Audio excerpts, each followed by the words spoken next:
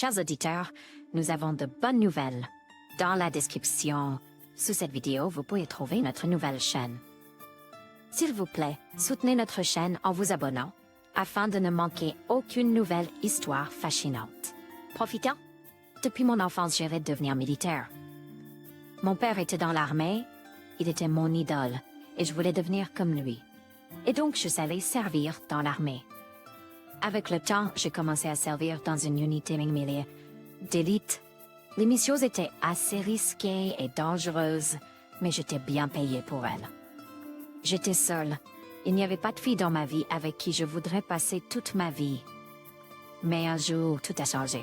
Quand je me reposais après avoir accompli une tâche, j'aimais retourner dans ma ville natale. Je n'aimais pas les fêtes bruyantes, je préférais les simples promenades dans mes endroits nataux. L'un de mes endroits préférés était le parc de la ville. Il y avait d'anciens arbres immenses qui offraient une agréable fraîcheur à l'allée. Soudain, mes yeux se posèrent sur une belle fille, assise sur un banc en train de lire un livre. Elle était ravissante dans sa délicate robe rose comme si elle avait été faite pour cette belle journée. Et là, ses beaux cheveux ondulés et dorés étaient soigneusement posés sur ses épaules délicates. J'ai ressenti une forte attraction et j'ai décidé de m'approcher de la connaître. Mon cœur battait plus vite à mesure que je m'approchais d'elle. Bonjour, je m'excuse de vous déranger dans votre lecture, mais je ne pouvais pas passer sans m'arrêter. Puis-je faire votre connaissance? Sinon, dites-moi de ne pas m'imposer, ai-je dit avec un sourire en regardant la fille. La fille est Disney indicative woman. Ses yeux étaient profonds et scintillaient comme 2 étoiles dans le ciel nocturne. Son sourire était si attirant que j'avais l'impression qu'il illuminait tout autour de moi. Bonjour, nous pouvons faire connaissance, ça ne me dérange pas. Mon nom est Anna, a dit la fille avec un sourire. Enchantée de vous rencontrer, Anna. Je pourrais pas passer sans vous parler. Vous avez l'air incroyable, ai-je dit. Anna a rougi légèrement et a souri modestement.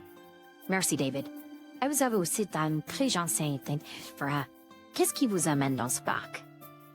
J'ai juste décidé de me promener et de profiter du beau temps. Et vous?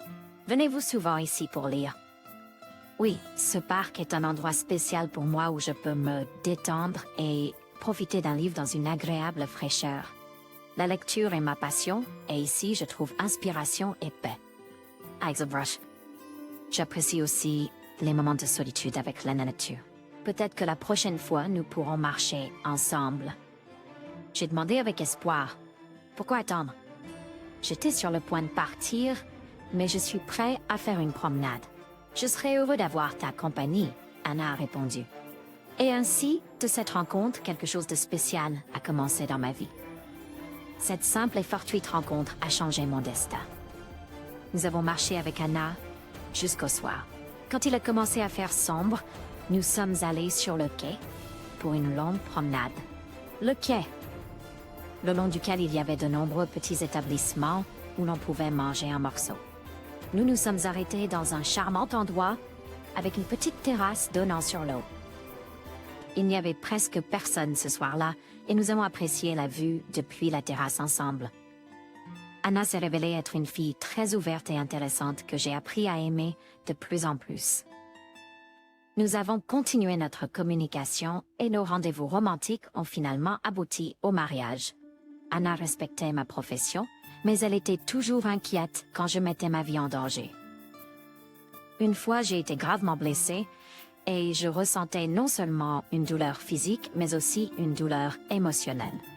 Ma carrière tant désirée a été brisée par cette terrible blessure. Que vais-je faire maintenant? J'avais l'habitude d'être le meilleur du meilleur, et maintenant, je suis juste assis ici à regarder la vie passer. Je parlais tout seul quand la sonnerie de la porte a retenti. J'ai ouvert la porte et j'ai vu ma bien-aimée Anna debout sur le seuil. « Salut mon amour, comment te sens-tu? » Anna a demandé en ramenant des courses à la maison. « Un peu mieux, mais pas encore comme avant. J'ai l'impression de ne plus être le même homme qu'avant. »« Tu seras toujours un héros pour moi, David. Mais je vois que tu souffres ici dans cette pièce. Peut-être est-il temps de quitter ce métier et de commencer un nouveau chapitre dans nos vies. »« T'es sérieuse? Tu pourrais me soutenir? »« Bien sûr, mon amour. Je t'aime, et quoi que tu fasses, je serai toujours à tes côtés. J'ai regardé Anna avec réflexion et j'ai réalisé que mon bonheur était avec elle, pas dans l'armée. J'ai pris la décision de mettre fin à ma carrière militaire et d'essayer de démarrer ma propre entreprise. D'accord, l'amour. Je laisse tomber cette affaire pour toi. Je veux commencer une nouvelle vie, heureuse et calme. Merci, mon amour. Je suis sûre que nous pouvons surmonter toutes les difficultés ensemble. Je sais que ce sera pas facile, mais je suis prêt à me battre pour notre avenir. Et maintenant, ça fait 22 ans que nous sommes mariés. Malgré quelques difficultés, my power. J'ai réussi à établir une grande entreprise avec plusieurs magasins vendant des pneus de voiture et des accessoires. Nous avions une belle maison avec une vue imprenable sur une petite forêt de pins. Il semblait que rien ne pouvait perturber notre bonheur. Cependant, récemment, j'ai remarqué que le comportement d'Anna avait changé. Anna, j'ai remarqué que tu te comportais différemment. Est-ce que quelque chose a changé dans nos vies? J'ai demandé avec anxiété. Non, David, rien n'a changé. J'ai juste eu à faire face à des problèmes personnels. Seule. Je ne sais pas, Anna. Je t'ai vu parler en secret au téléphone et être très prudente avec tes messages. David, c'est juste un malentendu. Je n'ai jamais trompé et je n'ai jamais l'intention de le faire, a répondu Anna indignée. Je ne pouvais pas vraiment croire Anna, mais j'ai décidé de ne pas l'accuser sans preuve. Au lieu de cela, j'ai décidé de mener ma propre enquête. J'ai commencé à faire de la surveillance secrète, à regarder son téléphone et à surveiller son comportement.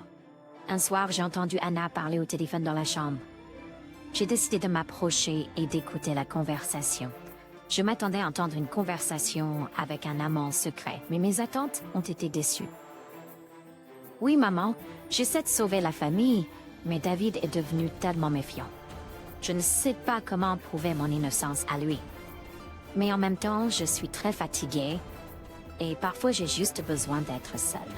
J'ai besoin d'espace personnel et David me met constamment sous pression à parler à Anna. Moi, c'est assez troublé. Il s'avère qu'Anna ne m'a pas trompée, mais elle a caché ses problèmes de moi. J'ai réalisé qu'avec ma méfiance et mes soupçons, je ne faisais qu'aggraver la situation. J'ai décidé d'aller immédiatement dans la chambre et de m'excuser auprès d'Anna. J'ai réalisé que mes soupçons étaient infondés et ont blessé Anna. J'ai décidé d'être son soutien et non une source de méfiance. Là, je suis tellement désolée pour mon comportement. J'ai fait une erreur et j'ai mal pensé de toi. Je suis désolée, j'ai dit avec un air coupable. David, je t'ai pardonné même avant tes excuses. Je sais que tu t'inquiètes et craignais de me perdre. Mais nous devons apprendre à mieux communiquer et à nous faire confiance. Nous nous sommes serrés dans les bras et nous nous sommes promis de ne plus cacher nos problèmes et nos doutes, mais plutôt de les discuter ouvertement et de chercher des solutions ensemble. Tout ce qui était autrefois nuisible s'améliorait maintenant. Je me sentais soulagée. Anna était plus attentive envers moi. J'ai vu de mes propres yeux qu'il n'y avait plus de raison d'inquiéter. Cependant, ça mais j'ai décidé de ne pas m'attarder sur ces sentiments et j'ai espéré me calmer bientôt.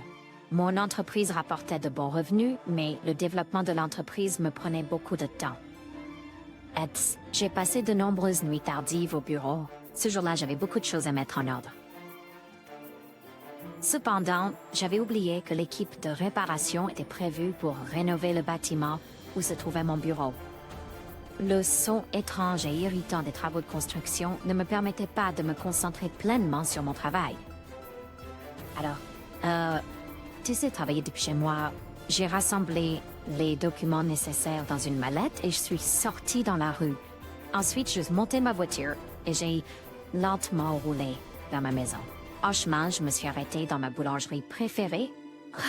La nourriture y a toujours été délicieuse et fraîche. J'ai fait la queue, regardant dans la vitrine qui donnait sur la rue. Soudain, j'ai vu la voiture de ma femme passer. C'était certainement sa voiture. J'ai regardé la plaque d'immatriculation et j'ai appelé Anna pour savoir où elle était allée. Après tout, elle avait dit qu'elle ferait à la maison toute la journée. Mais Nana a répondu au téléphone. J'ai eu un sentiment très dérangeant à nouveau. J'ai couru hors du magasin, je suis rapidement montée dans la voiture et j'ai suivi Anna. J'ai réussi à attraper sa voiture et j'ai continué à la suivre sur une certaine distance. Soudain, nous sommes sortis de la ville et nous nous sommes éloignés de plus en plus de la ville, nous approchant de la zone forestière. Ce voyage me rendait de plus en plus inquiet. J'avais l'habitude de visiter cette région parfois avec des amis. J'avais été invitée à chasser. La région était assez sauvage. Mais qu'est-ce qu'Anna faisait ici? Nous avions déjà parcouru une bonne distance. Nos c'était une intersection. Dès que j'ai atteint cette intersection, un camion m'a percuté à grande vitesse. Il est apparu soudainement. Il n'était pas du tout clair d'où il venait. Nous n'avons vu aucune voiture tout le chemin. Ma voiture a basculé et a roulé dans un fossé. J'ai frappé ma tête fort et j'ai pensé très mal. J'ai senti que quelqu'un fait de voiture. Puis, ils m'ont traîné quelque part.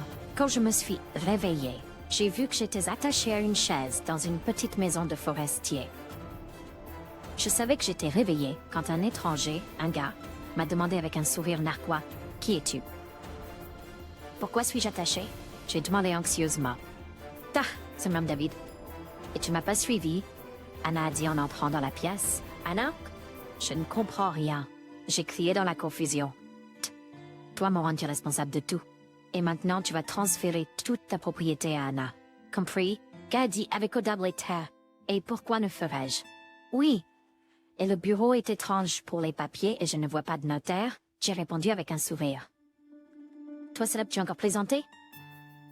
Le gars a répondu avec colère, s'est approché de moi et m'a frappé au visage. « Tu ne comprends vraiment pas dans quelle situation tu es. » Et ne t'inquiète pas pour le notaire, je m'en occuperai. Faisons simple pour nous tous.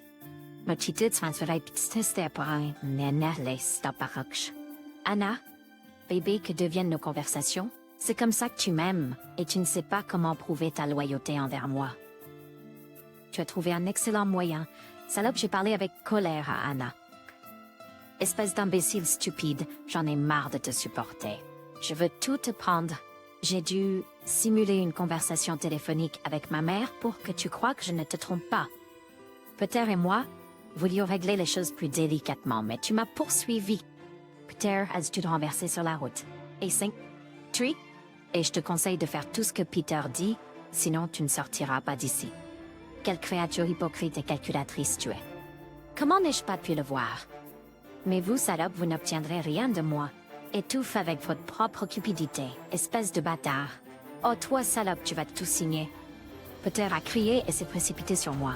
Espèce d'imbécile stupide. Tu peux rien faire. C'est ta faute et bientôt tu le regretteras. J'ai continué à parler à Peter en lui disant de se taire. Bientôt, je chanterai point fais-toi avec moi différente. Peter a crié et m'a jeté au sol, commençant à me frapper. Ensuite, ils m'ont jeté dans le sous-sol. J'étais inconscient pendant un moment, mais je me suivais avec beaucoup de douleur. J'ai compris que personne ne me libérerait, même si je signais tout. C'est pourquoi j'ai attiré l'attention de Peter. La méthode, bien sûr, n'était pas la meilleure, mais j'ai réussi. J'ai remarqué que ce salaud avait un petit couteau à sa ceinture, dans un petit étui. Pendant que le salaud me battait, j'ai réussi à atteindre sa taille avec une main et à sortir le couteau. Ensuite, avec mes doigts, j'ai glissé le couteau dans ma manche. Ce salaud n'avait évidemment pas encore remarqué la perte, car j'avais toujours le couteau. J'ai rassemblé mes forces, sorti le couteau et j'ai commencé à couper les cordes. Bientôt, j'étais libre. Je suis tranquillement monté les escaliers jusqu'en haut. La porte n'était pas verrouillée. Je me suis soigneusement échappé du sous-sol. J'ai entendu un gémir. Je suis entré dans la pièce et j'ai vu le salaud se pencher sur ma femme, essayant d'avoir ses faveurs. « Oh, salaud !» j'ai crié, attrapant la batte qui se trouvait près de la porte et frappant le salaud dans le dos. « David, calme-toi s'il te plaît » a crié Anna. Peter était inconscient sur le sol.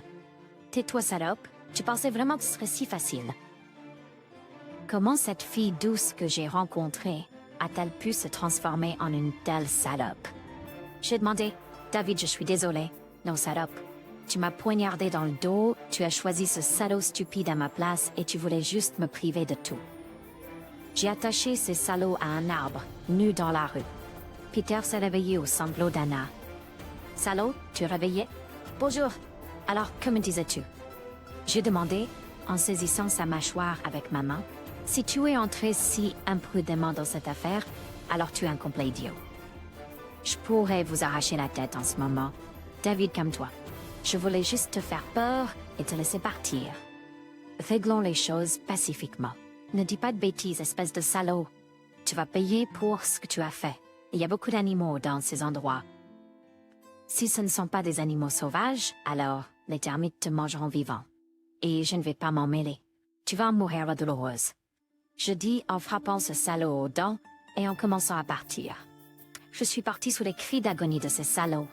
Ils ont compris leur triste destin, mais je ne voulais pas les laisser ici pour mourir. Je ne voulais pas être comme eux. Je voulais être comme ces gens. La police était déjà là. J'ai remis à la police tous les faux documents que ces gens avaient préparés pour que je puisse récupérer ma propriété. Il y avait suffisamment de preuves ici. Peter était un fugitif qui se cachait depuis longtemps, mais la justice l'a rattrapé. Je ne savais pas ce qu'il avait en commun avec Anna, et cela n'avait plus d'importance. Peter a été emprisonné pendant longtemps, et Anna a été emprisonnée pour complicité. Donc ma vengeance a été réussie. Au début, j'ai été profondément blessée par la trahison, mais la vengeance réussie et le temps m'ont aidé à surmonter ces sentiments désagréables. Maintenant, j'étais riche et libre, et ma vie continuait dans de nouvelles et plus belles couleurs. Chers auditeurs, votre soutien est très important pour nous. Si vous aimez notre histoire, veuillez aimer, commenter et vous abonner. C'est très motivant pour nous. Nous apprécions vos commentaires pour améliorer notre contenu.